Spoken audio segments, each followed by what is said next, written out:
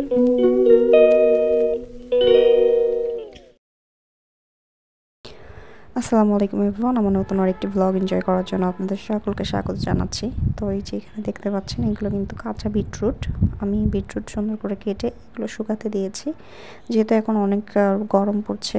তো আশা করি একদিনের রোদে এটা শুকিয়ে যাবে।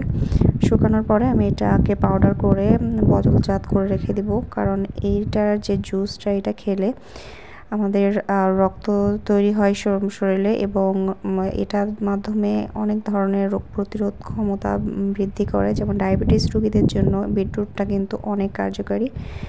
তো বিটরুট শুকাতে দিয়ে আমি চলে আসলাম রান্না করতে।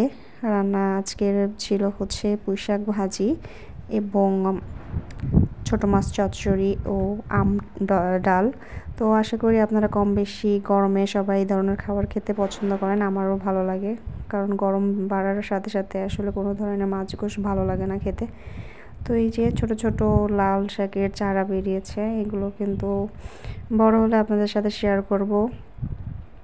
আর এই যে আমাদের হচ্ছে ব্রয়লার মুরগির হচ্ছে ফার্ম।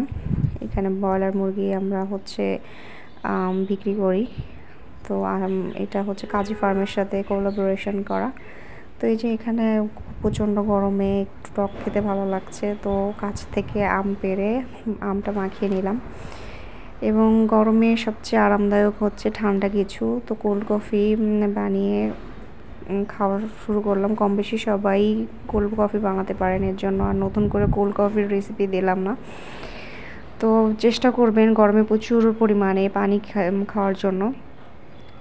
তো সব কিছু শেষে এবার হচ্ছে একটু নিজের শখ পূরণ করা। তো আপনাদের সাথে আমি শেয়ার করতে চাই আমি ছোট্ট একটি মেশিন দিয়ে কিভাবে আমার জামাগুলো সেলাই করি।